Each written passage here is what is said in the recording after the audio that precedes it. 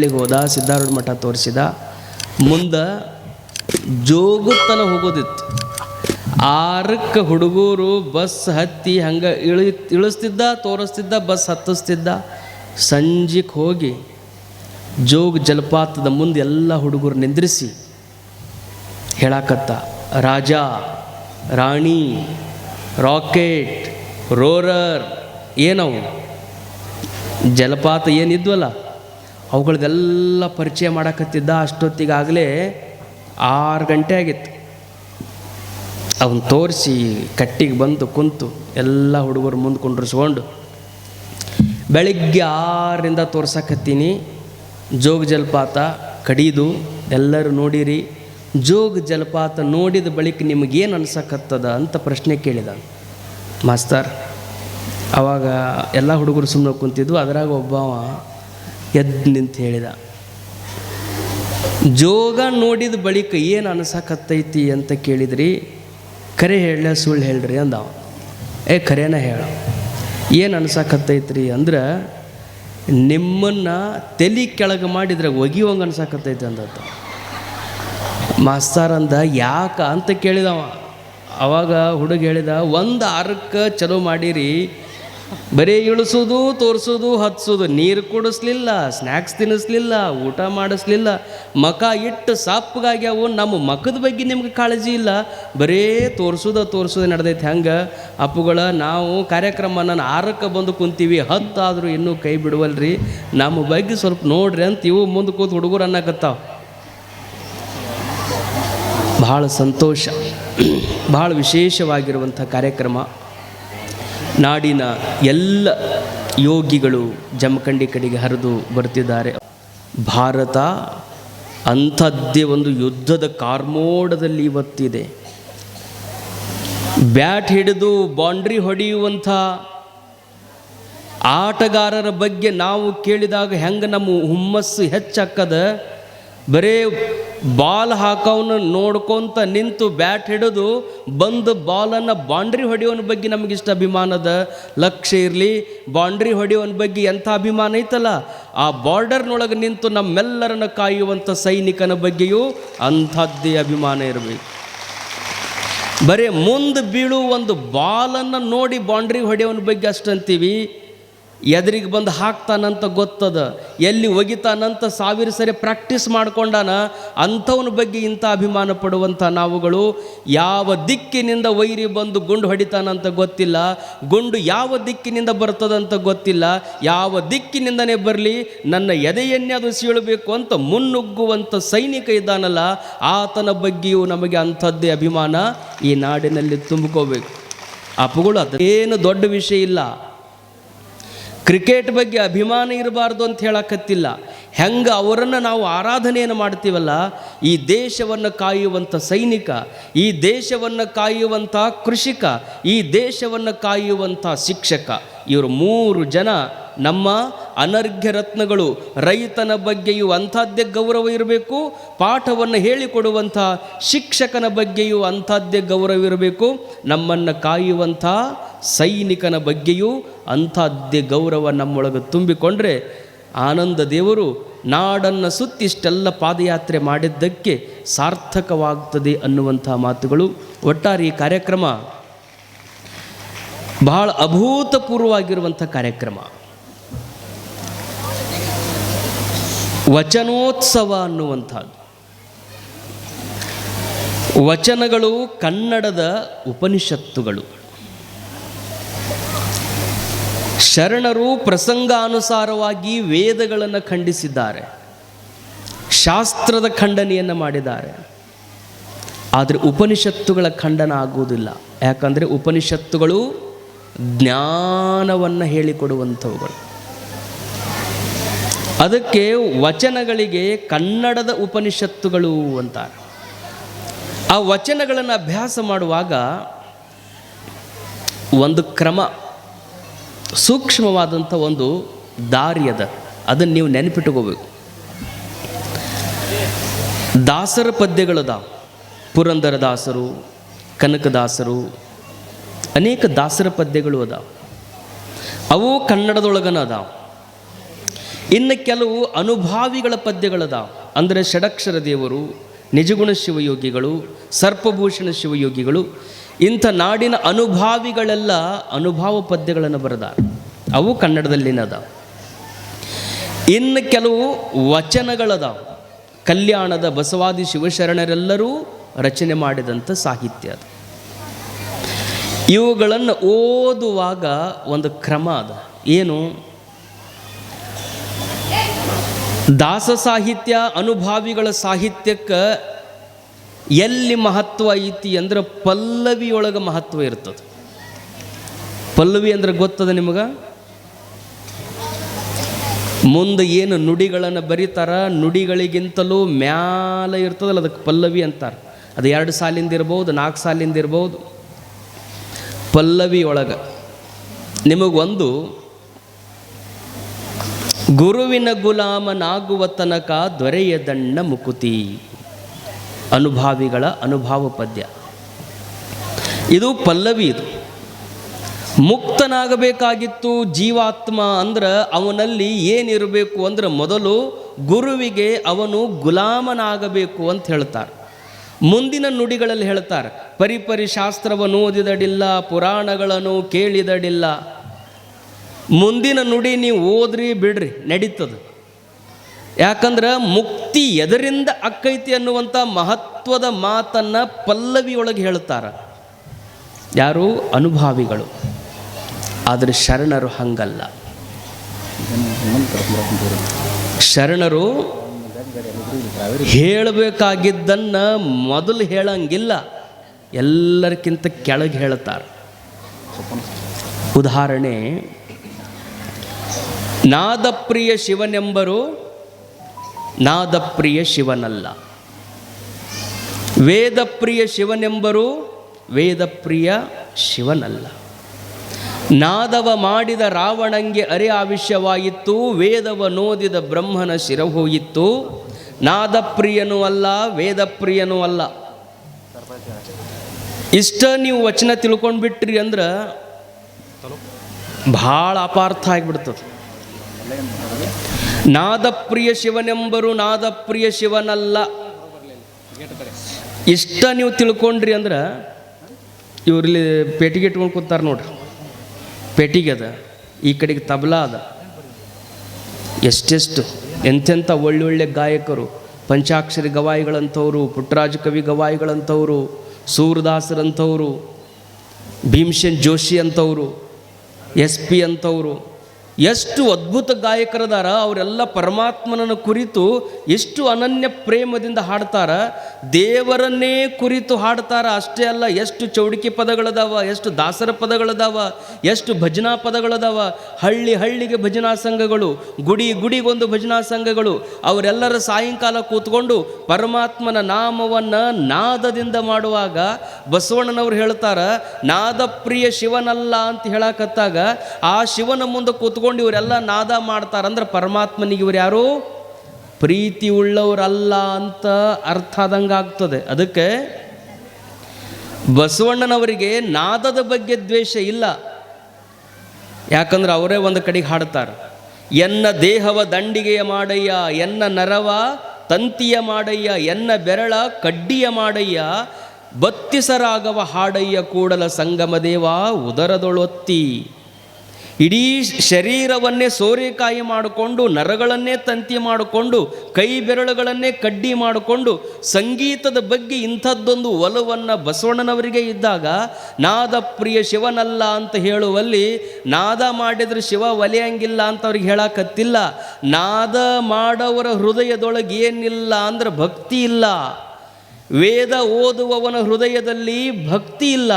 ಭಕ್ತಿ ಇಲ್ಲದ ನಾದ ಮಾಡಿದರೆ ಪರಮಾತ್ಮ ಒಲೆಯಂಗಿಲ್ಲ, ಭಕ್ತಿ ಇಲ್ಲದ ವೇದವನ್ನು ಓದಿದರೆ ಪರಮಾತ್ಮ ಒಲೆಯಂಗಿಲ್ಲ. ಅದಕ್ಕೆ ಅವ್ರು ಹೇಳ್ತಾರೆ, ಭಕ್ತಿ ಪ್ರಿಯ ನಮ್ಮ ಕೂಡಲ ಸಂಗಮ ದೇವ. ಪರಮಾತ್ಮನನ್ನು ಒಲಿಸ್ಕೋಬೇಕಾಗಿತ್ತು ಅಂದ್ರೆ ಭಕ್ತಿಯಿಂದ ನಾದ ಮಾಡಪ್ಪ, ಪರಮಾತ್ಮನನ್ನು ಒಲಿಸಿಕೊಳ್ಳಬೇಕಾಗಿತ್ತು ಅಂದರೆ ಭಕ್ತಿಯಿಂದ ವೇದವನ್ನು ಓದಪ್ಪ, ಪರಮಾತ್ಮನ ಒಲುಮೆ ಆಗಬೇಕಾಗಿತ್ತು ಅಂದರೆ ಭಕ್ತಿಯಿಂದ ನೀನೇನು ಮಾಡಿದ್ರು ದಂದಣ ದತ್ತಣ ಎಂದರು ಸರಿಯೇ, ನಿಮಗೆ ಕೇಳಿಲ್ಲವಾಗಿ ಎನ ಒಲಿದಂತೆ ಹಾಡುವೆ ಕೂಡಲ ಸಂಘ ಅಂದಂಗೆ ಭಕ್ತಿಯಿಂದ ನೀವು ಏನೇ ಮಾಡ್ರಿ ಪರಮಾತ್ಮ ಪ್ರೀತಿಯಿಂದ ಸ್ವೀಕಾರ ಮಾಡ್ತಾನೆ. ಭಕ್ತಿ ಇಲ್ಲದ ನೀವು ಬೇಕಾದಂಥ ಬಂಗಾರ ಕಿರೀಟ ತೊಗೊಂಡು ಹೋಗಿ ಅವನ ತಲೆ ಮೇಲೆ ಇಟ್ಟರೆ ಅಂದ್ರೂ ಪರಮಾತ್ಮನಿಗೆ ಪ್ರೀತಿ ಆಗಲ್ಲ. ನಿಮ್ಮ ಬಂಗಾರ ಕಿರೀಟಕ್ಕೆ ಆಶೀರ್ವಾದ ಮಾಡ್ತಾನಂದ್ರೆ ಅವ ಪರಮಾತ್ಮ ಅಲ್ಲ, ನಿಮ್ಮ ಭಕ್ತಿಗೆ ಆಶೀರ್ವಾದ ಮಾಡ್ತಾನಂದ್ರೆ ಪರಮಾತ್ಮ. ಕಣ್ಣಪ್ಪ ಬಲದ ಕೈಯಲ್ಲಿ ಮೊಲದ ಮಾಂಸವನ್ನು ಹಿಡಿತಿದ್ದ, ಎಡದ ಕೈಯಲ್ಲಿ ಪತ್ರಿ ಪುಷ್ಪಗಳನ್ನು ತರುತ್ತಿದ್ದ, ತನ್ನ ಬಾಯಲ್ಲಿ ನೀರನ್ನು ಹಿಡ್ಕೊಂಡು ಬರ್ತಿದ್ದ. ಅವ ತರುವುದ್ರೊಳಗಾಗಿನೇ ಗುಡಿಯಾಗಿದ್ದ ಪೂಜಾರಿ ಶಿವಲಿಂಗದ ಪೂಜೆಯನ್ನು ಮಾಡಿ ಹೋಗಿರ್ತಿದ್ದ. ಎಡಗೈಲೆ ಸರಿಸ್ಬೇಕಂದ್ರೆ ಪತ್ರಿ ಪುಷ್ಪ ಅದಾವ, ಬಲಗೈಲೆ ಸರಿಸ್ಬೇಕಂದ್ರೆ ಕೈ ಒಳಗೆ ದೇವರಿಗೆ ಪ್ರಸಾದಕ್ಕೆ ನೈವೇದ್ಯ ಹಿಡ್ಕೊಂಡು ಬಂದಾನ. ಹೆಂಗೆ ಸರಿಸ್ಬೇಕು? ಖಾಲಿ ಇರುವ ಕಾಲಷ್ಟ ಏನು ವಿಚಾರ ಮಾಡ್ತಿದ್ದಿಲ್ಲ. ಒಟ್ಟು ಅದ್ರ ಮೇಲೆ ಇದ್ದದ್ದು ತೆಗಿಬೇಕು, ನಾ ತಂದದ್ದು ಏರಿಸ್ಬೇಕು. ಅಷ್ಟ ಭಕ್ತಿ ಪ್ರಿಯನಾಗಿ ಕಣ್ಣಪ್ಪ ಕಾಲಿನಿಂದ ಶಿವಲಿಂಗದ ಮ್ಯಾಗಿನ ಪತ್ರಿ ಸರಿಸಿದ್ರೆ ಪರಮಾತ್ಮ ಅಂತಿದ್ದಂತ, ಕಣ್ಣಪ್ಪ ಯಾವಾಗ ನಿನ್ನ ಕಾಲ ನನ್ನ ತಲೆ ಮೇಲಿಟ್ಟು ಅವಾಗ ನಾನು ಧನ್ಯ ಆದೆ ಅಂತ ಭಕ್ತನ ಬಗ್ಗೆ ಅಷ್ಟು ಪ್ರೀತಿಯನ್ನು ಪರಮಾತ್ಮ ಹೊಂದಿರ್ತಿದ್ದಂತ. ಅಂದರೆ ಮತ್ತು ನೀವು ಎಲ್ಲರೂ ಹೋಗಿ ಹಂಗೆ ಕಾಲಿಟ್ಟು ಪೂಜೆ ಮಾಡಕ್ಕೆ ಹೋದಿರಿ. ಭಕ್ತಿ ಬೇಕು ಅಂತದರ ಅರ್ಥ. ಭಕ್ತಿ ಬೇಕು. ಭಕ್ತಿಯಿಂದ ನೀವೇನು ಮಾಡಿದರೂ ಪರಮಾತ್ಮನಿಗೆ ಪ್ರೀತಿ ಇರ್ತದೆ. ಭಕ್ತಿ ಇಲ್ಲದ ನೀವು ದೇವರನ್ನು ಎಲ್ಲಿ ಹುಡುಕೊಂತ ಹೋದ್ರೂ ನಹಂ ವಸಾಮಿ ಕೈಲಾಸೆ ನಮೇರೋ ನಚ ಮಂದಿರೆ ಮದ್ಭಕ್ತ ಯತ್ರ ತಿಷ್ಟಂತಿ ತತ್ರ ತಿಷ್ಟಾಮಿ. ಪಾರ್ವತಿ ಪರಮೇಶ್ವರ ಇಬ್ಬರು ಮಾತಾಡ್ಕೋತ ಕೂತಿದ್ರಂತ.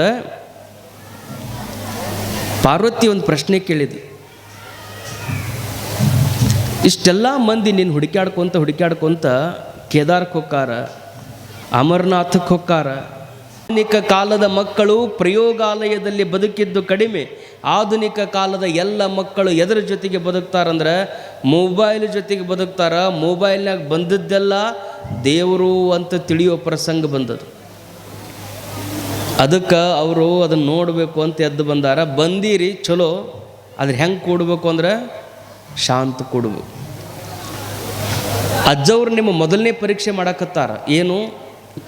ತನುವಿನಿಂದ ನನ್ನೆಲ್ಲ ಭಕ್ತರು ಗಟ್ಟಿ ಅದಾರಿಲ್ಲ ಅಂತ ನೋಡಕತ್ತಾರ. ನೀವು ಪರೀಕ್ಷೆಯೊಳಗೆ ಬಹಳಷ್ಟು ಮಾರ್ಕ್ಸ್ ನೀವು ತಗೋಬೇಕಾಗಿತ್ತು ಅಂದರೆ ಮೊದಲು ನಿಮ್ಮ ತನುವನ್ನು ಗೆಲ್ಲಬೇಕು. ತನು ಅಂದರೆ ಶರೀರ. ಒಂದ ಜಾಗದೊಳಗೆ 3 ತಾಸು 3 ನಿಮಿಷ 3 ಸೆಕೆಂಡ್ 3 ತಾಸು 3 ನಿಮಿಷ 3 ಸೆಕೆಂಡ್ ಶರೀರವನ್ನು ಒಂದಿಷ್ಟು ಅಳಗಾಡಿಸಲಾರ್ದಂಗೆ ನೀವು ಕೂತ್ಕೊಳ್ಳೋದು ಕಲಿತ್ರಿ ಅಂದ್ರೆ ನಿಮ್ಮ ಬದುಕಿನೊಳಗೆ ನೀವು IAS IPS IFS ಏನು ದೊಡ್ಡ ದೊಡ್ಡ ಹುದ್ದೆಗಳದಾವಲ್ಲ ಅವು ಎಲ್ಲವುಗಳನ್ನು ಸಾಧನ ಮಾಡುವಂಥ ಶಕ್ತಿ ಯಾವಾಗ ಬರ್ತದೆ ನಮ್ಮೊಳಗೆ ಅಂದರೆ ಒಂದು ಜಾಗದೊಳಗೆ ಗಟ್ಟಿಯಾಗಿ ಕೂತ್ಕೊಳ್ಳೋದು ಕಲಿತ್ರಿ ಅಂದ್ರೆ ಹೊತ್ತಿಗೆ ದೊಡ್ಡ ದೊಡ್ಡ ಪುಸ್ತಕಗಳನ್ನು ತಾಸುಗಳಲ್ಲಿ ಓದಿ ಮುಗಿಸಿ ಬಿಡ್ಬೋದು. ಮೊದಲು ಶರೀರವನ್ನು ಕೂಡಿಸುವುದನ್ನು ಕಲಿಸ್ಬೇಕು. ಇನ್ನು ಎರಡನೇ ಪರೀಕ್ಷೆ ಅದ, ಮನವನ್ನೆಲ್ಲಾಡಿಸಿ ನೋಡುವೆ ನೀನು. ಪರಮಾತ್ಮ ಎರಡನೇ ಪರೀಕ್ಷೆ ಮಾಡ್ತಾನೆ. ಯಾವುದು? ಶರೀರದಿಂದ ನೀವಿಷ್ಟೆಲ್ಲ ಮಂದಿ ಇಲ್ಲಿ ಬಂದು ಕೂತ್ಕೊಂಡಿರಿ, ನಿಮ್ಮ ಮನಸ್ಸೆಲ್ಲ ಎಲ್ಲೈತಿ ಈಗ ಅಂದ್ರೆ ಯಾರೊಬ್ಬ ಬರ್ತೀನಿ ಅಂದಿದ್ರು, ಯಾವಾಗ ಬರ್ತಾನೆ ಏನೋ ಯಾವಾಗ ಬರ್ತಾನೆ. ವೇದಿಕೆ ಮೇಲೆ ಪ್ರವಚನ ಆಶೀರ್ವಚನ ಏನು ನಡೀತಿದ್ರು ಮನಸ್ಸು ಎಲ್ಲೈತಿ ಅಂದ್ರೆ ಬರೋವ್ರ ಕಡೆಗೆ ಲಕ್ಷ್ಯ ಅದ. ನೀವು ಮನಸ್ಸನ್ನು ಗೆದ್ದಿಲ್ಲ ಅನ್ನೋದು ಎದ್ರ ಮೇಲೆ ಗೊತ್ತಾಕೈತೆ ಅಂದ್ರೆ ನೀವು ಇಲ್ಲೇ ಕುಂತು ಮನೆಯಾಗಿಂದ ನೆನಪಾಕಿತ್ತು ಅಂದ್ರೆ, ಇಲ್ಲೇ ಕುಂತು ಅಮೇರಿಕಾದ ನೆನಪಾಕಿತ್ತು ಅಂದ್ರೆ, ಇಲ್ಲೇ ಕುಂತು ತವ್ರ ಮನೆ ನೆನಪಾಕಿತ್ತು ಅಂದ್ರೆ, ಇಲ್ಲಿ ಎಲ್ಲಿ ಕುಂತೀರಿ ಆ ಜಾಗ ಬಿಟ್ಟು ಉಳಿದದ್ದೇನಾದರೂ ನಿಮ್ಮ ನೆನಪಿಗೆ ಬರ್ತಿತ್ತು ಅಂದ್ರೆ ನಿಮ್ಮ ಮನಸ್ಸು ಅಲ್ಲಿ ಹೋಗೈತಿ ಅಂತ ತಿಳ್ಕೋಬೇಕು. ಅಲ್ಲಿ ಇಲ್ಲಿ ಸುತ್ತಾಡುವಂಥ ಮನಸ್ಸನ್ನು ಆನಂದ ದೇವರೇ ನಿಮ್ಮ ಕಾರ್ಯಕ್ರಮದೊಳಗನ ನಾನು ಕಟ್ಟಿ ಹಾಕ್ತೀನಿ ಅಂತ ಯಾರು ಇಲ್ಲೇ ತಂದು ಕೂಡಿಸ್ತಾರಲ್ಲ ಅವರು ಮನಸ್ಸನ್ನು ಗೆದ್ದವರು ಅಂತ ತಿಳ್ಕೋಬೇಕು. ಒಂದನೇದು ಶರೀರ ಗೆಲ್ಲಬೇಕು, ಎರಡನೇದು ಮನಸ್ಸನ್ನು ಗೆಲ್ಲಬೇಕು. ಮಕ್ಕಳು ನೀವು ಜಬರಿಸಿದ ತಕ್ಷಣ ಏನು ಮಾಡ್ತಾವೆ? ಎಲ್ಲಿರ್ತಾವೇನೋ ಪುಸ್ತಕ ತೊಗೊಂಡು ಪಟ್ನಂಗೆ ಹಿಡ್ಕೊಂಡು ಕೊಂಡಿರ್ತಾವೆ. ತನುವನ್ನು ಗೆದ್ದು ಮನಸ್ಸು ಎಲ್ಲೈತಿ. ಎಲ್ಲ ಹುಡುಗರು ಇಲ್ಲಿಷ್ಟು ಮಂದಿ ಹೆಣ್ಮಕ್ಳು ಬಂದಿರಿ, ಒಂದು ವಯೋಮಾನದ ಎಲ್ಲ ಗಂಡ್ಮಕ್ಳು ಬಂದಿರಿ, ಎಲ್ಲ ಯುವಕರು ಎಲ್ಲಿದಾರಂತ ನಾನು ಹುಡುಕಾಡಕತ್ತಿದ್ದೆ. ಅಪ್ಪಗಳನ್ನ ಕೇಳಿದ್ದು ಎಲ್ಲಿದಾರ್ರಿ ಅವ್ರು ಎಲ್ಲರೂ ಅಂದ್ರೆ ಎಲ್ಲರೂ IPLದಾಗ ಅದಾರ್ರಿ ಅಂದರು. ಇವತ್ತು RCB ಮ್ಯಾಚ್ ನಡೆದದ್ದು, ಮುಂಬೈ ಮತ್ತು RCB ಮ್ಯಾಚ್. ಹುಡುಗರು ಎಲ್ಲರೂ ಎಲ್ಲಿದಾರ ನೋಟಿ ಹಾಕಿ ಹೊಡಿತಾವ, ಅಲ್ಲಿ ಮ್ಯಾಚ್ನಾಗ ಅದಾರ ಅವರು. ಒಂದು ಮಾತು ನೀವು ನೆನ್ಪಿಟ್ಕೊಡ್ರಿ, ಮ್ಯಾಚ್ ಹೆಂಗೆ ನಡೆದೈತಲ್ಲ, ಭಾರತ ಅಂಥದ್ದೇ ಒಂದು ಯುದ್ಧದ ಕಾರ್ಮೋಡದಲ್ಲಿ ಇವತ್ತಿದೆ. ಬ್ಯಾಟ್ ಹಿಡಿದು ಬೌಂಡ್ರಿ ಹೊಡೆಯುವಂಥ ಆಟಗಾರರ ಬಗ್ಗೆ ನಾವು ಕೇಳಿದಾಗ ಹೆಂಗೆ ನಮ್ಮ ಹುಮ್ಮಸ್ಸು ಹೆಚ್ಚಕ್ಕದ. ಬರೇ ಬಾಲ್ ಹಾಕೋವನ್ನ ನೋಡ್ಕೊತ ನಿಂತು ಬ್ಯಾಟ್ ಹಿಡಿದು ಬಂದು ಬಾಲನ್ನು ಬೌಂಡ್ರಿ ಹೊಡೆಯೋನ ಬಗ್ಗೆ ನಮಗಿಷ್ಟ ಅಭಿಮಾನದ. ಲಕ್ಷ್ಯ ಇರಲಿ, ಬೌಂಡ್ರಿ ಹೊಡೆಯೋನ ಬಗ್ಗೆ ಎಂಥ ಅಭಿಮಾನ ಐತಲ್ಲ, ಆ ಬಾರ್ಡರ್ನೊಳಗೆ ನಿಂತು ನಮ್ಮೆಲ್ಲರನ್ನು ಕಾಯುವಂಥ ಸೈನಿಕನ ಬಗ್ಗೆಯೂ ಅಂಥದ್ದೇ ಅಭಿಮಾನ ಇರಬೇಕು. ಬರೀ ಮುಂದೆ ಬೀಳು ಒಂದು ಬಾಲನ್ನು ನೋಡಿ ಬೌಂಡ್ರಿ ಹೊಡೆಯೋನ ಬಗ್ಗೆ ಅಷ್ಟಂತೀವಿ. ಎದುರಿಗೆ ಬಂದು ಹಾಕ್ತಾನಂತ ಗೊತ್ತದ, ಎಲ್ಲಿ ಒಗಿತಾನಂತ 1000 ಸರಿ ಪ್ರಾಕ್ಟೀಸ್ ಮಾಡ್ಕೊಂಡಾನ, ಅಂಥವನ ಬಗ್ಗೆ ಇಂಥ ಅಭಿಮಾನ ಪಡುವಂಥ ನಾವುಗಳು. ಯಾವ ದಿಕ್ಕಿನಿಂದ ವೈರಿ ಬಂದು ಗುಂಡು ಹೊಡಿತಾನಂತ ಗೊತ್ತಿಲ್ಲ, ಗುಂಡು ಯಾವ ದಿಕ್ಕಿನಿಂದ ಬರ್ತದಂತ ಗೊತ್ತಿಲ್ಲ, ಯಾವ ದಿಕ್ಕಿನಿಂದನೇ ಬರಲಿ ನನ್ನ ಎದೆಯನ್ನೇ ಅದು ಸೀಳಬೇಕು ಅಂತ ಮುನ್ನುಗ್ಗುವಂಥ ಸೈನಿಕ ಇದ್ದಾನಲ್ಲ, ಆತನ ಬಗ್ಗೆಯೂ ನಮಗೆ ಅಂಥದ್ದೇ ಅಭಿಮಾನ ಈ ನಾಡಿನಲ್ಲಿ ತುಂಬಿಕೋಬೇಕು. ಅಪೋಕಾರ ಎಷ್ಟು ಗುಡಿ ಗುಡಿ ಗುಡಿ ಗುಡಿ ಸುತ್ತಾರ, ನೀನು ಎಲ್ಲಿದ್ದೀದಿ ಅಂತ ಪರಮಾತ್ಮನಿಗೆ ಪ್ರಶ್ನೆ ಮಾಡಿದ್ಲಂತ. ಯಾರು ಕೇಳಿದ ಪ್ರಶ್ನೆಗೆ ಉತ್ತರ ಹೇಳಲಿಕ್ಕೆ ನಡೀತದೆ, ಹೆಂಡತಿ ಕೇಳಿದ ಪ್ರಶ್ನೆಗೆ ಉತ್ತರ ಹೇಳಲಿಲ್ಲ ಅಂದ್ರೆ ಗುಂಡ ಹಾಕ್ತಾಳೆ. ಹೆಂಡತಿ ಕೇಳಿದ ಪ್ರಶ್ನೆಗೆ ಎಲ್ಲರೂ ಉತ್ತರ ಹೇಳೇ ಹೇಳ್ತಾರೆ. ಅವಾಗ ಪರಮಾತ್ಮ ಹೆಂಡತಿಗೆ ಉತ್ತರ ಹೇಳ್ಯಾನ, ನನ್ನ ಎಲ್ಲರೂ ಹುಡುಕ್ಯಾಡ್ಕೊಂತ ಕೈಲಾಸ ಪರ್ವತಕ್ಕೆ ಬರ್ತಾರ, ಮಾನಸ ಪರ್ವತಕ್ಕೆ ಬರ್ತಾರ, ಆದ್ರೆ ನಾನು ನ ಅಹಂ ವಸಾಮಿ ಕೈಲಾಸೆ, ಕೈಲಾಸದೊಳಗೆ ನಾನು ಇಲ್ಲ. ಮೇರುಗಿರಿ ಮಂದರಗಿರಿ ಒಳಗೆ ನನ್ನ ಹುಡುಕ್ತಾರ, ನಾನು ಅಲ್ಲಿಯೂ ಇಲ್ಲ. ನಾವು ನೀವು ಎಲ್ಲೆಲ್ಲಿ ಹುಡುಕಾಡಕತ್ತೀವಿ ಅಲ್ಲಿ ಪರಮಾತ್ಮ ಇಲ್ಲ. ಮತ್ತು ಎಲ್ಲಿದ್ದೀದಿ ಅಂತ ಪ್ರಶ್ನೆ. ಅವಾಗ ಪರಮಾತ್ಮ ಹೇಳಿದ, ಮದ್ಭಕ್ತ ಯತ್ರ ತಿಷ್ಠಂತಿ ತತ್ರ ತಿಷ್ಠಾಮಿ ಪಾರ್ವತಿ. ನನ್ನ ಭಕ್ತರು ಎಲ್ಲಿ ನನ್ನನ್ನು ಅನನ್ಯ ಪ್ರೇಮದಿಂದ ಭಜನೆ ಮಾಡ್ತಾರ, ಅವರು ಓಲೆ ಮಠದಾಗ ಕುಂತು ನನ್ನ ಧ್ಯಾನ ಮಾಡಿದ್ರೆ ಅಲ್ಲೇ ಅದೀನಿ, ಮುತ್ತಿನ ಕಂಟಿ ಮಠದಾಗ ಕುಂತು ಧ್ಯಾನ ಮಾಡಿದ್ರೆ ಅಲ್ಲೇ ಅದೀನಿ. ಯಾವ ಗುಡಿ ಒಳಗಾಗಲಿ, ದಾರಿ ಒಳಗಾಗಲಿ, ಬಸ್ಸಿನೊಳಗಾಗಲಿ, ನಡೆಯುವಾಗ, ನುಡಿಯುವಾಗ, ಏಳುವಾಗ, ಬೀಳುವಾಗ, ಕೋಲು ಹಿಡಿದು ಮುನ್ನಡೆಯುವಾಗ, ಏನ ಕೆಲಸ ಮಾಡ್ಕೊಂತ ಎಲ್ಲಿ ಕುಂತು ನೀವು ದೇವರನ್ನು ನೆನೀತಿರಲ್ಲ, ಅದೇ ಜಾಗದೊಳಗೆ ಪರಮಾತ್ಮ ಪ್ರತ್ಯಕ್ಷ ಆಕಾನ ಅನ್ನೋದನ್ನು ನೀವು ನೆನಪಿಟ್ಟುಕೊಂಡಿರಬೇಕು. ದೇವರಂದ್ರೆ ಅಲ್ಲೆದಾನ ಇಲ್ಲೆದಾನ ಅಲ್ಲ, ಮದ್ಭಕ್ತ ಯತ್ರ ತಿಷ್ಠಂತಿ. ಅನನ್ಯ ಪ್ರೇಮದಿಂದ ನನ್ನನ್ನು ಭಜನೆ ಮಾಡುವಂಥ, ಪೂಜೆ ಮಾಡುವಂಥ ಭಕ್ತರು ಎಲ್ಲದಾರ ಅವ್ರ ಹೃದಯದಲ್ಲಿ ನಾನು ಅದೀನಿ ಅಂತ. ತದ್ದೂರೇ ತದ್ವಂತಿಕೆ ತದಂತರಸ್ಯ ವಿಶ್ವಸ್ಯ. ಪರಮಾತ್ಮನನ್ನು ನೀವು ಹುಡುಕೊಂತ ಹೋದ್ರೆ ಬಸವಣ್ಣವ್ರು ಹೇಳ್ತಾರೆ, ಎಷ್ಟು ದೂರದನ ಪರಮಾತ್ಮ. ಜಗದಗಲ ಮುಗಿಲಗಲ ಮಿಗೆಯಗಲ ನಿಮ್ಮಗಲ. ಜಗತ್ತು ಎಷ್ಟು ದೊಡ್ಡದೈತಲ್ಲ, ಇದಕ್ಕಿಂತಲೂ ಮುಗಿಲು ಎಷ್ಟು ದೊಡ್ಡದೈತಲ್ಲ, ಮುಗಿಲಿಗಿಂತಲೂ ದೊಡ್ಡ. ಮುಗಿಲು ಅಂದರೆ ಆಕಾಶ. ಆಕಾಶ ಎಲ್ಲಿಗೆ ಮುಗಿತದ? ಆಕಾಶಕ್ಕೂ ಭೂಮಿಗೂ ಎಷ್ಟು ಅಂತರದ ಯಾರಿಗೂ ಗುರ್ತು ಮಾಡೋಕ್ಕಾಗಿಲ್ಲ. ಸೂರ್ಯನಿಗೂ ಮತ್ತು ನಮ್ಮ ಭೂಮಿಗೂ ಎಷ್ಟು ಅಂತರದ ಹೇಳ್ತಾರೆ, ಚಂದ್ರನಿಗೂ ಭೂಮಿಗೂ ಎಷ್ಟು ಅಂತರದ ಹೇಳ್ತಾರೆ. ಎಷ್ಟು ಗ್ರಹಗಳನ್ನು ಗುರುತು ಮಾಡ್ಯಾರ, ಆ ಗ್ರಹಕ್ಕೂ ಭೂಮಿಗೂ ಎಷ್ಟು ಕಿಲೋಮೀಟರ್ ಅಂತರದ ಅಂತ ಹೇಳ್ತಾರೆ. ಆದರೆ ಲಕ್ಷ ಲಕ್ಷ ಗ್ರಹಗಳನ್ನು ತನ್ನ ಒಳಗೆ ತುಂಬಿಕೊಂಡಂಥದ್ದೇನದ ಅದು ಆಕಾಶ. ಆಕಾಶಕ್ಕೆ ಅಂತ್ಯ ಅನ್ನೋದಿಲ್ಲ, ಆಕಾಶ ಅನ್ನೋದಕ್ಕೆ ಸೀಮೆ ಅನ್ನೋದಿಲ್ಲ. ಮುಗಿಲಗಲ, ಆಕಾಶದಷ್ಟು ಅಗಲದನ ಪರಮಾತ್ಮ, ಭೂಮಿಯಷ್ಟು ವಿಶಾಲವಾಗಿ ಪರಮಾತ್ಮ ಅದಾನ ಅಂತ ಹೇಳಿದ್ರು ಮುಂದವ್ರ ಮನಸ್ಸಿಗೆ ಸಮಾಧಾನ ಅನ್ನಿಸ್ಲಿಲ್ಲ. ಆಕಾಶದಿಂದ ತತ್ತ ಆಕಾಶಕ್ಕೆ ನಿಲ್ಬಾಡ್ರಪ್ಪ, ಅದಕ್ಕಿಂತಲೂ ದೂರ ಪರಮಾತ್ಮದಾನ. ಪಾತಾಳಕ್ಕೆ ಹುಡುಕೊಂತ ಹೋದ್ರೆ ಪಾತಾಳದಿಂದ ಹತ್ತತ್ತ ಆತನ ಪಾದ, ಆಕಾಶಕ್ಕಿಂತಲೂ ಹತ್ತುತ್ತ ಆತನ ಕಿರೀಟ. ಇಷ್ಟು ದೊಡ್ಡ ಅವದಾನ, ನೀವು ಹೆಂಗೆ ಹುಡುಕೊಂತ ಹೋಗೋರು? ಭಾಳ ಮಂದಿ ದೇವರಿಗೆ ಬಟ್ಟೆ ಹೊಲಿಸ್ತೀನಿ ಅಂತ ಬೇಡ್ಕೊಂಡಿರ್ತಾರೆ. ಒಬ್ಬ ಯಾವ ದೇವ್ರ ಸೈಜ್ ಹೇಳ್ರಿ ಅಜ್ಜಾರ, ಎಷ್ಟು ತರ್ಬೇಕು ಬಟ್ಟೆ ಅಂತ ಹೋಗಿದ್ದಂತ. ಮನ್ಯಾಗ ಹುಡುಗರಿಗೆ ಸೈಜ್ ತೊಗೊಂತಾರಲ್ಲ, ದೇವರಿಗೆ ಬಟ್ಟೆ ತೊಗೋಬೇಕಾಗೈತ್ರಿ. ಬಟ್ಟೆ ಸೈಜ್ ಹೇಳ್ರಿ, ಪರಮಾತ್ಮನ ಸೈಜ್ ಹೇಳ್ರಿ ಅಂದಾಗ ಅವ್ರು ಈ ವಚನ ಹೇಳಿದ್ರು, ಜಗದಾಗಲ್ಲ, ಮುಗಿಲಾಗಲ್ಲ, ಮಿಗೆಯಾಗಲ್ಲ ಅಂದರು. ಆತ್ರ ಅಜ್ಜಾರ ನನ್ನ ಹತ್ರ ಅಷ್ಟು ರೊಕ್ಕ ಇಲ್ಲ ಅಂತ ಮನೆಗೆ ಹೋದವ. ಏನು 2 ಮೀಟ್ರ್ 3 ಮೀಟ್ರ್ 4 ಮೀಟ್ರ್ ಹೇಳಿದ್ರೆ ತರ್ಬೋದು, ಜಗತ್ತು ಎಷ್ಟಾಗದ ಅಷ್ಟಾಗಲ್ಲ, ಆಕಾಶ ಎಷ್ಟಾಗಿಲ್ಲ ಐತೆ ಅಷ್ಟಾಗಲ್ಲ. ಅಂದರೆ ಪರಮಾತ್ಮ ಅಳತೆಗೆ ಸಿಗುವವನಲ್ಲ. ಪಾತಾಳಕ್ಕಿಂತ ಅತುತದಾನ, ಆಕಾಶಕ್ಕಿಂತ ಅತುತದಾನ. ಇಷ್ಟು ಅದಾನ ಅಂತ ನೀವು ಲೆಕ್ಕ ಇಟ್ಕೊಂಡು ಹೊಕ್ಕಿರಿ ಅಂತ ಗೊತ್ತಾಗಿನ ಬಸವಣ್ಣನವರು ಅಗಮ್ಯ, ಅಗೋಚರ, ಅಪ್ರತಿಮ. ಅವಂಗ ಪ್ರತಿಮಾ ಇಲ್ಲ, ಹಿಂಗೆ ಅದಾನಂತ ಹೇಳಕ್ಕೆ ಬರೋದಿಲ್ಲ. ಅಷ್ಟು ದೊಡ್ಡ ಅವದಾನ ಪರಮಾತ್ಮ. ಮತ್ತು ಅಷ್ಟು ದೊಡ್ಡವಿದ್ರೆ ನಮ್ಮ ಕೈಗೇನು ಸಿಗೋದಿಲ್ಲ ಅಂತ ನೀವು ಚಿಂತೆ ಮಾಡಬೇಡ್ರಿ. ಅಷ್ಟು ದೊಡ್ಡ ಅವದಾನ.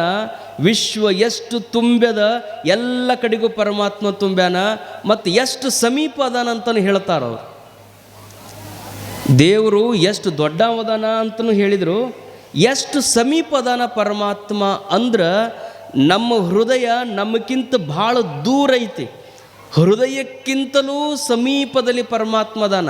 ಅದಕ್ಕೆ ಅವರು ಅದನ್ನು ಹೇಳ್ತಾರೆ, ಅಷ್ಟು ಜಗತ್ತನ್ನು ತುಂಬಿದಂಥ, ಜಗದಗಲ ಮುಗಿಲಗಲ ಮಿಗಿಲಗಲನಾದಂಥ ಪರಮಾತ್ಮ, ಪಾತಾಳದಿಂದ ಅತ್ತತ್ತ ಇರುವಂಥ ಪರಮಾತ್ಮ ನನ್ನ ಭಕ್ತಿಗೆ ಒಲಿದು ಎನ್ನ ಕರಸ್ಥಲದಲ್ಲಿ ಚುಳುಕಾದಿರಿ ಕೂಡಲ ಸಂಗಮ ದೇವ ಅಂತಾನೆ.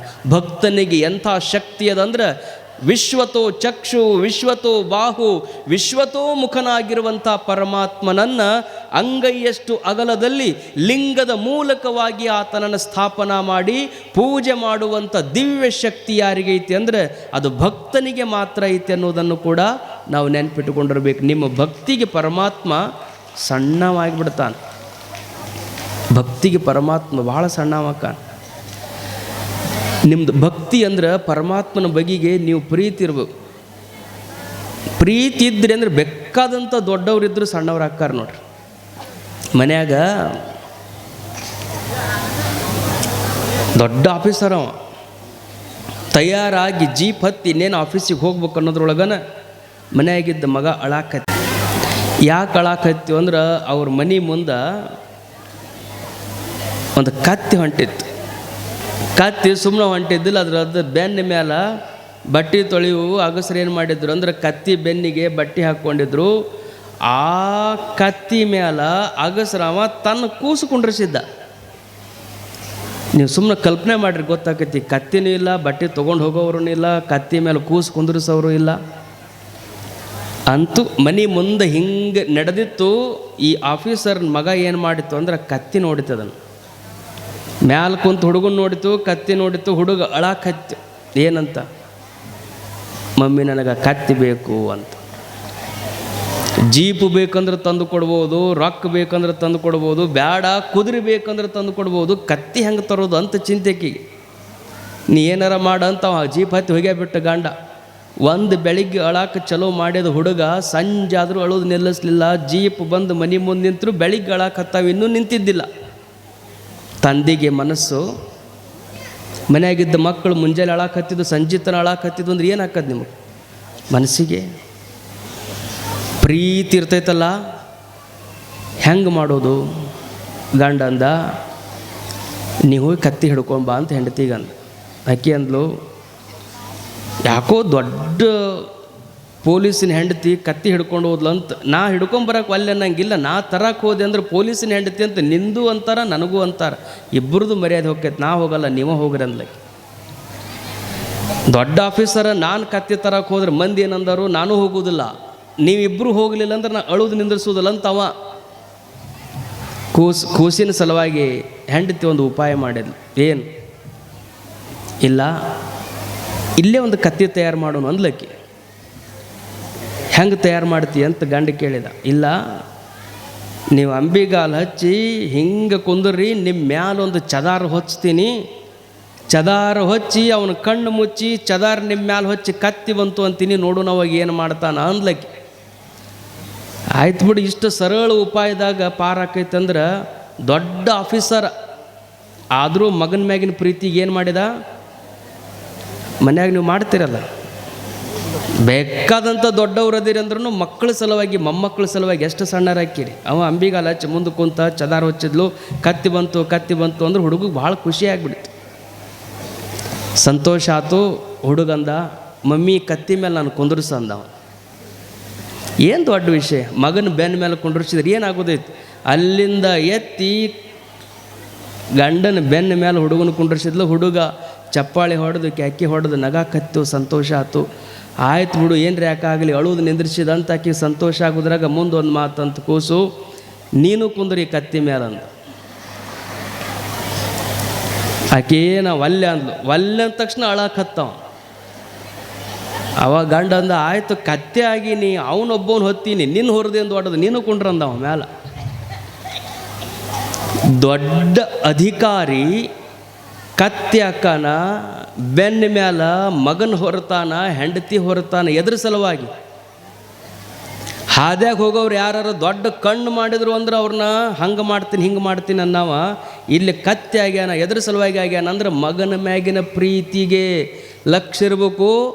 ಮಕ್ಕಳ ಮ್ಯಾಗಿನ ಪ್ರೀತಿಗೆ ನೀವು ಬೇಕಾದಂಥ ದೊಡ್ಡವರಿದ್ದರೂ ನೀವ ಇಷ್ಟು ಸಣ್ಣವ್ರು ಹಾಕಿರಿ ಅಂದ್ರೆ ಭಕ್ತನ ಮ್ಯಾಗಿನ ಪ್ರೀತಿಗೆ ಪರಮಾತ್ಮ ಬೇಕಾದಂಥ ದೊಡ್ಡವಿದ್ರೂ ಸಣ್ಣವನಾಗಿ ಕೈ ಒಳಗೆ ಬಂದು ನಮ್ಗೆ ನಿಲ್ತಾ. ಆ ಭಕ್ತಿ ಭಾಳ ದೊಡ್ಡದದೆ. ಲಂಕೆಗೆ ಸೇತುವೆಯನ್ನು ಕಟ್ತಿದ್ರು. ಎಲ್ಲರೂ ವಾನರ ಸೈನ್ಯ ಎಲ್ಲ ನಮಃ ಶಿವಾಯ ನಮಃ ಶಿವಾಯ ಅಂತ ನಾವು ಅನ್ನೋ ಹಾಗೆ ಜೈ ಶ್ರೀರಾಮ್ ಜೈ ಶ್ರೀರಾಮ್ ಅನ್ಕೋಂತ ಒಂದೊಂದೇ ಕಲ್ಲನ್ನು ಸಮುದ್ರದೊಳಗೆ ಕೈ ಬಿಡ್ತಿದ್ದು. ಕಲ್ಲು ಏನಾಗ್ತಿತ್ತು? ಸಮುದ್ರದಲ್ಲಿ ತೇಲ್ತಿತ್ತು. ಜೈ ಶ್ರೀರಾಮ್ ಅಂತ ಕಲ್ಲು ಕೈ ಬಿಟ್ರೆ ಕಲ್ಲು ಏನಾಗ್ತಿದ್ದು ಅಂದ್ರೆ ಸಮುದ್ರದೊಳಗೆ ತೇಲ್ತಿದ್ದು. ರಾಮಚಂದ್ರ ಅಲ್ಲೇ ಕೂತ್ಕೊಂಡಿದ್ದ. ಆ ಎಲ್ಲ ಮಂಗೆಗಳು ಕೈ ಬಿಟ್ಟು ಕಲ್ಲನ್ನು ಕೈ ಬಿಟ್ಟು ಜೈ ಶ್ರೀರಾಮ್ ಅಂತಿದ್ದು, ಕಲ್ಲು ತೇಲ್ತಿತ್ತು. ಹೆಂಗೆ ಸಮುದ್ರಕ್ಕೆ ಸೇತುವೆಯನ್ನು ಎಲ್ಲ ಮಂಗಗಳು ಕೂಡಿ ಕಟ್ಟುವಾಗ ರಾಮದೇವರಿಗನಿಸ್ತು, ನಾನು ಯಾಕೆ ಒಂದು ಕಲ್ಲನ್ನು ಕೈ ಬಿಡಬಾರ್ದು ಅಂತ ಹತ್ರಕ್ಕಿದ್ದ ಕಲ್ಲು ತಗೊಂಡು ಜೈ ಶ್ರೀರಾಮ್ ಅಂತ ಕೈ ಬಿಟ್ಟ ಕಲ್ಲು ಮುಳುಗೇ ಬಿಡುತ್ತದೆ. ಉಳಿದೆಲ್ಲ ಮಂಗಗಳನ್ನು ನೋಡಿ ಯಾರ ಹೆಸರು ಹೇಳಿ ನಾವು ಕಲ್ಲು ಕೈ ಬಿಟ್ಟರೆ ತೇಲಾಕತ್ತದ, ಅದ ದೇವರ ಕಲ್ಲು ಕೈ. ಎಲ್ಲ ಮಂಗಗಳನ್ನು ನೋಡಿ ನಗಾಕತ್ತು. ಹತ್ತಿರಿದ್ದಂಥ ಹನುಮಂತ ಓಡಿ ಬಂದು ಪರಮಾತ್ಮನ ಕಾಲನ್ನು ಹಿಡಿದ. ರಾಮ ಭಕ್ತನಾಗಿರುವಂಥ ಹನುಮಂತ ಬಂದು ಪರಮಾತ್ಮನ ಕಾಲನ್ನು ಹಿಡಿದು, ಪರಮಾತ್ಮ ನಿನ್ನ ನಾಮದೊಳಗೆ ಎಂಥ ಶಕ್ತಿ ಐತಂದ್ರೆ ನಿನ್ನ ನಾಮಸ್ಮರಣೆಯನ್ನು ಮಾಡಿ ಎಂಥವರೂ ಕಲ್ಲನ್ನು ಕೈ ಬಿಟ್ಟರು ಅದು ತೇಲ್ತದೆ. ಸ್ವತಃ ನೀ ಕಲ್ಲನ್ನು ಕೈ ಬಿಟ್ಟರೆ ಯಾಕೆ ಮುಳುಗಿತು ಅಂದ್ರೆ ಜಗತ್ತಿನಾಗ ಯಾರು ಕೈ ಬಿಟ್ಟರು ನಡೀತದಪ್ಪ, ಪರಮಾತ್ಮ ಕೈ ಬಿಟ್ಟರೆ ಯಾರೂ ಬದುಕುವುದಿಲ್ಲ ಅನ್ನೋದು ಈ ಕಲ್ಲಿನಿಂದ ಗೊತ್ತಾಗ್ತದಂತ ಹನುಮಂತ ಹೇಳಿದ. ಆವಾಗ ರಾಮದೇವರು ಭಕ್ತನ ಭಕ್ತಿಯನ್ನು ಕಂಡು, ಯಾವ ಊರೊಳಗೆ ನನ್ನ ಗುಡಿ ಇರ್ಲಿಕ್ಕೂ ನಡೀತದಪ್ಪ, ನಿನ್ನ ದೇವಸ್ಥಾನ ಇರಬೇಕು ಅಂತ ಹನುಮಂತನಿಗೆ ಆಶೀರ್ವಾದ ಮಾಡಿದ. ಎಲ್ಲ ಊರಾಗ ಹನುಮಂತನ ಗುಡಿ ಅದಾವ, ರಾಮ ಮಂದಿರ ಇಲ್ಲ. ಆದರೆ ಹನುಮಂತನ ಗುಡಿ ಇಲ್ಲದೆ ಇರುವಂಥ ಊರುಗಳೇ ಇಲ್ಲ. ಹನುಮಂತನ ಗುಡಿ ಒಳಗೆ ರಾಮನ ಚಿತ್ರ ಇರ್ತೈತಿ, ಇರಂಗಿಲ್ಲ. ಆದರೆ ಎಲ್ಲೆಲ್ಲಿ ರಾಮನ ದೇವಸ್ಥಾನ ಐತಿ ಅಲ್ಲೆಲ್ಲ ಹನುಮಂತನ ಚಿತ್ರ ಇದ್ದೇ ಇರ್ತದೆ. ದೇವರು ದೊಡ್ಡವನಲ್ಲ, ಭಕ್ತ ದೊಡ್ಡವನು ಅನ್ನುವುದನ್ನು ಅದರಿಂದ ನಾವೆಲ್ಲ ಕೇಳಿ ತಿಳಿತೀವಿ. ಭಕ್ತ ಬಹಳ ದೊಡ್ಡವ. ಅದಕ್ಕೆ ಬಸವಣ್ಣನವರಿಗೆ ವಚನಗಳಲ್ಲಿ ಹೇಳಬೇಕಾಗಿರುವ ಮಾತು ಯಾವುದು ಅಂದರೆ, ನಾದಪ್ರಿಯ ಪರಮಾತ್ಮ ಅಲ್ಲ, ಯಾರು ನಾದದೊಂದಿಗೆ ಭಕ್ತಿಯನ್ನು ಬೆರೆಸಿ ಭಕ್ತಿಯೊಳಗೆ ನಾದವನ್ನು ಕೂಡಿಸಿ ಹಾಡ್ತಾರಲ್ಲ ಅದಕ್ಕೆ ಪರಮಾತ್ಮನ ಮೌಲ್ಯಮೆ ಆಗ್ತದೆ. ಮಹಾರಾಜ ಆಜ್ಞೆ ಹೊರಡಿಸಿದ್ದಂತ, ಏನಂತ?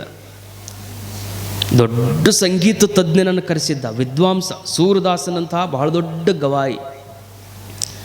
ಭೀಮಸೇನ್ ಜೋಶಿ ಅಂತ ಬಹಳ ದೊಡ್ಡ ಗವಾಯಿಯನ್ನು ವೇದಿಕೆಯ ಮೇಲೆ ಕರೆಸಿ ಹಾಡಕ್ಕೆ ಹಚ್ಚಿ ಮುಂದೆ ಕುಂತವ್ರಿಗೆ ಎಲ್ಲರಿಗೆ ಹೇಳಿದಂತ, ಯಾರ ತಲೆ ಅಳಿಗಾಡಿಸಿದ್ರಿ ಅಂದ್ರೆ ನಿಮ್ಮ ಚಂಡ ಕಡಿತೀನಿ ಅಂತ ಹೇಳಿದವರು.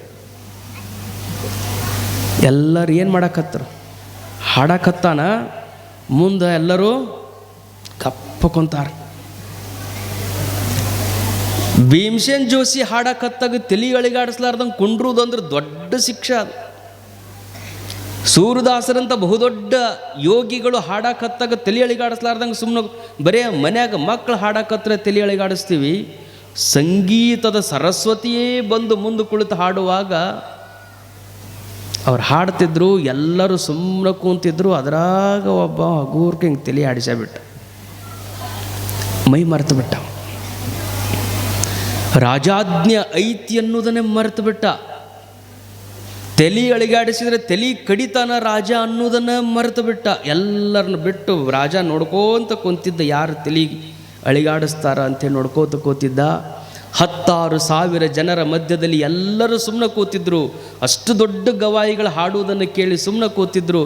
ಆವಾಗ ಒಬ್ಬ ಏನು ತಲೆ ಅಳಿಗಾಡಿಸಕತ್ತಿದ್ದಲ್ಲ, ಅವನ್ನ ವೇದಿಕೆಯ ಮೇಲೆ ರಾಜ ಕರ್ಕೊಂಬರ್ರಿ ಅಂದ. ಯಾಕ ಎಲ್ಲರೂ ಸುಮ್ಮನೆ ಕುಂತಾರ, ನೀವೊಬ್ಬ ತಲೆ ಅಳಿಗಾಡ್ಸಕತ್ತಿ, ಬಾ ಇಲ್ಲಿ ಅಂತ ಕರ್ಕೊಂಡು ಬಂದು ಅವ ಮ್ಯಾಲೆ ಬಂದ ತಕ್ಷಣ ರಾಜನ ಭಾವ ಬದಲಾಗಿಬಿಡ್ತು. ಏನು ಸಿಂಹಾಸನದ ಮೇಲೆ ಕುಂತಿದ್ದ ತಾನು ಕೆಳಗಿಳಿದು ಅವನ ಸಿಂಹಾಸನದ ಮೇಲೆ ಕುಂಡ್ರಿಸಿ ಅವನಿಗೆ ಮಾನ ಸನ್ಮಾನ ಮಾಡಿದ.